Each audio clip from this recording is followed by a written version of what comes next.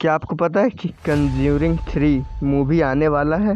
Conjuring जो movie series है उसमें लगभग सारे मूवीज़ रियल इंसिडेंट पर बेस्ड हैं, सच्ची कहानियों पे। जैसे हमें एनाबेल डॉल के बारे में उसी मूवी ने अवेयर किया था, ऐसी ही एक सबसे बड़ी पूरे इतिहास की एक रियल घटना को कंज्यूरिंग का पार्ट 3 मूवी दिखाने वाला है हमें, जो कि इस डेट पे रिलीज होगा 4 जून 2021। ग्लेडज़ल फैमिली की कहानी उसमें बताई गई है। ग्लेडज़ल फैमिली में 4 लोग थे। कार्ल ग्लेडज़ल जो कि मेन इंसान थे, उनकी वाइफ जूडी ग्लेडज़ल, उनकी बेटी डेवी ग्लेडज़ल और उनके 11 साल का बेटा डेविल ग्लेडज़ल। तो क्या होता है कि ये लोग एक नए घर में शिफ्ट होते हैं। उस घर में क्या होता है उन्हें पता नहीं, बट वो उस घर में शिफ्ट होते हैं। उसके बाद जो उनका 11 ईयर ओल्ड बेटा था डेविड ग्लेडज़ल, उसको रात में अजीब अजीब आवाज़ें सुनाई देने लगी। रात में अचानक से वो चिल्लाने लगा, एक दिन नॉर्मल आवाज़ में तो दूसरे दिन किसी और आवाज़ में उसके मुंह से चीख निकलने लगी। और उनके फैमिली ने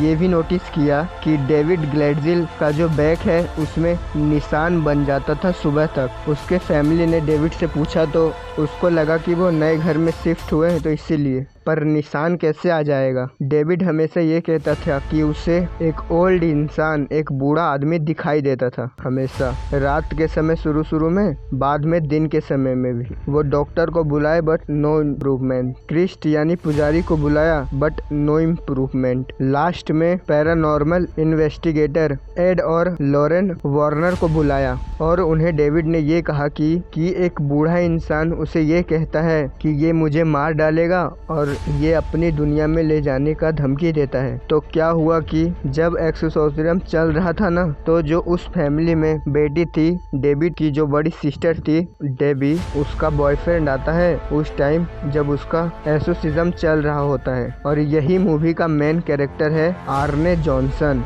जो 11 साल का डेविड है और जो उसकी बहन है उसका बॉयफ्रेंड है। और एक्सोर्सिज्म के दौरान ही एलिजेडली वो आत्मा डेविड से निकलता तो है, डेविड ठीक हो जाता है, बट उसकी बहन के बॉयफ्रेंड आर्ने जॉनसन के अंदर चला जाता है। डेविड के ठीक होने के बाद आर्ने के अंदर वही चीजें होने लगती हैं जो कि डेविड के साथ हो रहा था। देन इवेंचुअली क्या होता है कि आर्ने अपने लैंडलॉर्ड का ही हत्या कर देता है और उसके बाद वो ट्रांस स्टेट में, खोया हुआ स्टेट में जंगल की तरफ बढ़ जाता है और उसको पुलिस अरेस्ट करता है और उसको कुछ याद भी नहीं रहता है। वो ये लाइन कहता है कोर्ट में, the devil made me do it, कि ये मारना मेरे लैंडलॉर्ड को चाकू से मार देना, कि ये मुझे डेविल ने करवाया है, मैंने नहीं किया। और ये जो डेविल, जो मेरी गर्लफ्रेंड है, उसका छोटा भाई जो है उसके अंदर से निकलकर मेरे में आया था और ये अमेरिका का सबसे प्रचलित कोर्ट केस में से एक बन जाता है। इसमें यह क्लेम किया जाता है कि इंसान को डेविल ने